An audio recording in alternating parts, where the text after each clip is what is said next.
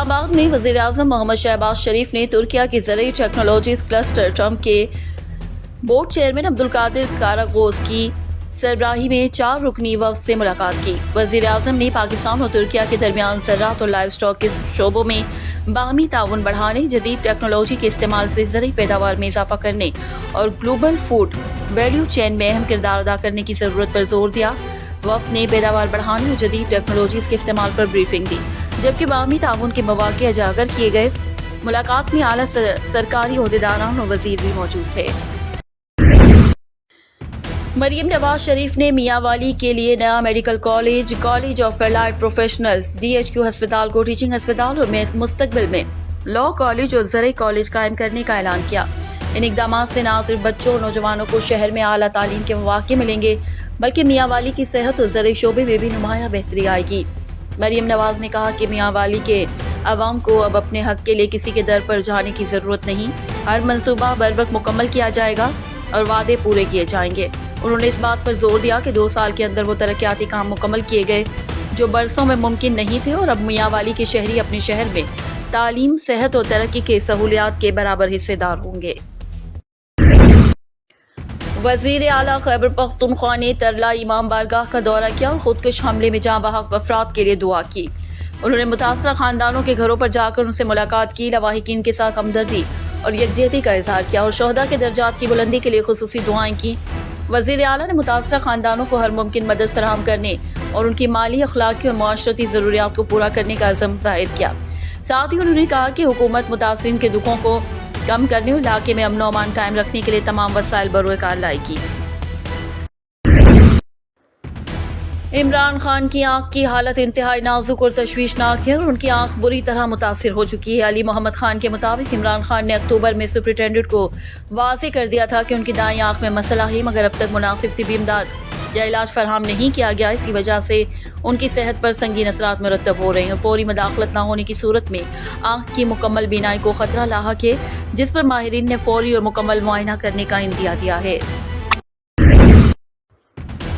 Capital police college اسلام آباد میں اپر school course کے پولیس افسران کے لیے FBR کے تعاون سے ٹیکس کلچر آگاہی سیشن کا انعقاد کیا گیا، جس میں secretary tax education and facilitation Muhammad Muti ur Rahman Mumtaz نے خصوصی شرکت کی۔ سیشن میں ٹیکس نظام کی اہمیت، قومی ترقی میں کردار اور ذمہ دار شہری ہونے کے تقاضوں پر مفصل گفتگو کی گئی اور افسران کے سوالات کے جوابات دے کر ٹیکس آگاہی کے فروغ پر زور دیا گیا۔ عمران خان کے خلاف ریاست نے جرم کیا اور اس کا چہرہ عبدالغفور انجم ہے، جس کے خلاف مقدمہ دائر کرنے کی خصوصی ہدایت بھی ملی۔ نومبر میں خان صاحب کی دائیں آنکھ میں مسئلہ شروع ہوا، دسمبر تک بینائی ختم ہو گئی، مگر انہیں صرف عام قطرے دیے گئے اور کسی اسپیشلسٹ کو نہیں بلایا گیا۔ جبکہ صورتحال خراب ہوئی تو 16 جنوری کو غفور انجم کو تبدیل کیا گیا۔ نئے ایڈمنسٹر نے 10 دن ضائع کرنے کے بعد 26 جنوری کو PIMS سے ڈاکٹر بلایا۔ آنکھ میں ایک ٹیکہ لگانے کے بعد 15 سے 10% بہتری ہوئی، روشنی کچھ محسوس ہوتی ہے لیکن بینائی مکمل واپس نہیں آئی۔ یہ انتہائی تکلیف دہ اور خوفناک صورتحال ہے۔ IG اسلام آباد سید علی ناصر رضوی نے سینئر پولیس افسران کے ساتھ اجلاس میں وفاقی دارالحکومت کے فل پروف سیکیورٹی کے حوالے سے اہم ہدایت جاری کی۔ اجلاس میں دہشت گردی کے خطرات کے مؤثر تدارک، انسداد جرائم اور اداروں کے مابین انٹیلیجنس شیئرنگ کو مزید مضبوط بنانے پر زور دیا گیا۔ IG نے افسران کو ہدایت جاری کی کہ شہریوں کے تحفظ، حساس مقامات کی نگرانی اور ہر ممکن حفاظتی اقدامات کو یقینی بنایا جائے تاکہ اسلام آباد میں امن و امان برقرار رہے۔ چیف جسٹس یحییٰ آفریدی نے عمران خان کے 3 بچوں قاسم، سلیمان اور ٹیریان سے والد کی ٹیلی فونک گفتگو کروانے کا حکم دیا ہے، جس کے دوران بچے اپنے والد کی بیماری سن کر شدید جذباتی ہو گئے اور پنکھوں میں کاپیاں مارنے لگے۔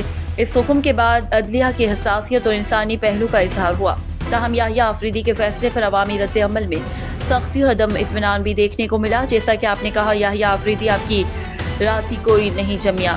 یہ واقعہ عدالتی کارروائیوں میں انسانی جذبات اور قانونی حکمت عملی کے درمیان پیچیدگیوں کو واضح کرتا ہے۔ لاہور میں سرکاری ٹیچرز 3 دن اور 2 راتوں سے دھرنے پر بیٹھے ہیں، تاہم حکومت کی جانب سے اب تک کسی بھی مذاکرات یا بات چیت کے لیے کوئی اقدام نہیں کیا گیا۔ مظاہرین نہ صرف اپنی تنخواہوں اور سہولیات کے لیے احتجاج کر رہے ہیں، بلکہ ان کا مطالبہ ہے کہ حکومت فوری طور پر ان کے مسائل سنجیدگی سے حل کرے۔ دھرنے کی طویل مدت کے باعث مظاہرین کی مشکلات بڑھتی جا رہی ہیں اور اس صورتحال نے تعلیمی سرگرمیوں پر بھی اثر ڈالا ہے، جبکہ میڈیا پر اس احتجاج کی کوریج بھی انتہائی محدود ہے، جس سے عوام کو مظاہرین کے حالات سے آگاہی میں کمی رہ گئی ہے۔ پاکستان کی خواتین نے قومی زندگی کے ہر شعبے میں نمایاں کردار ادا کیا ہے۔ اکثر مشکل حالات میں اور محدود شناخت کے باوجود انہوں نے تعلیم یافتہ نسلیں پروان چڑھائیں، خاندانوں کو مضبوط رکھا، کمیونٹیز کو منظم کیا اور عوامی زندگی میں ملک کی خدمت کی۔ خاتون اول نے عورت فاؤنڈیشن کے 40ویں سالگرہ اور پاکستانی یوم خواتین کے موقع پر ایوارڈ دینے کی تقریب میں خواتین کی قربانیوں اور خدمات کو سراہا اور ان کے کردار کو اجاگر کیا۔